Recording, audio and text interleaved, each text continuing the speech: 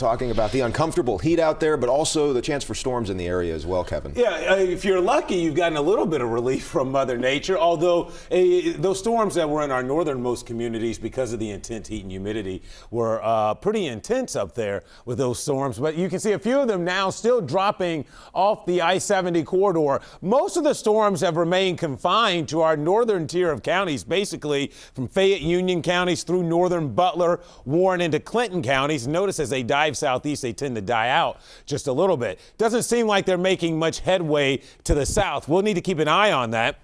Let's first start you over into Clinton County here with this thunderstorm, because you've had 2 rounds of storms here in northern parts of Warren and the Clinton counties. Here's that storm, and it's still surviving as it heads down towards maybe Hillsborough and Newmarket and to Highland County. It's not warmed, but a quick downpour, thunder and lightning associated with that. Those storms that came through Middletown earlier, though, were pretty nasty. They had some wind and hail up there through Springboro and Franklin.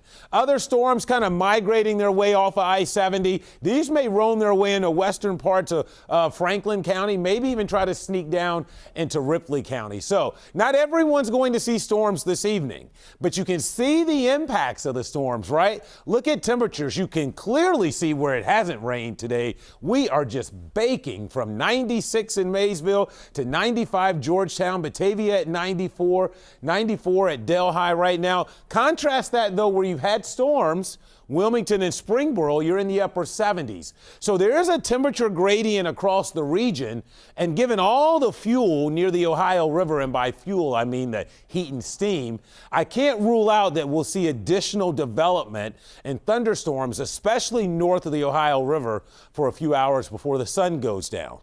Now, if you don't get any relief from a storm, this is what you're dealing with. You're dealing with heat indices that are just short of 100. So if you don't get any rain this evening, it is going to stay awfully steamy and very uncomfortable for us. So here's your 12-hour forecast. I think we've got a storm threat early, especially north of the river. Then there should be a window where things quiet down a good chunk of the night, but we'll need to watch out for maybe another chance towards morning tomorrow. And through midweek, it's all about either it's hot or it's stormy for us, and that's kind of what we're tracking. So here we are, 92 officially here in Cincinnati. There's that southwesterly breeze. So Futurecast shows that those storms, while they may try to drop south closer to the river, I think after an hour or two, once the sun goes down, they kind of fade away. And then it's quiet, as I mentioned, a good part of the night. And then there will be nasty storms out towards Chicago this evening that will weaken as they roll our way, but could provide a little rain first thing tomorrow morning before we see renewed thunderstorm development, most likely tomorrow afternoon. So we've got a couple of more chances ahead of us.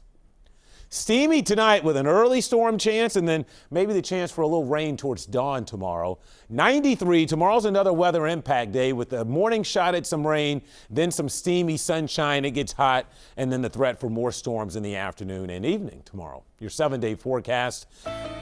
Wednesday, another weather impact day as the actual cold front comes through. I am concerned in the Tuesday night to Wednesday time frame, there is the potential, and there's been a signal for this, for the threat for some very heavy rainfall in parts of the tri-state. So that's something we need to keep an eye on. Other than that, Chris and Ashley, we've got gorgeous summer weather returning Thursday and the Friday highs only in the low 80s. All right, Kevin, thank you so much. We're still ahead at 5.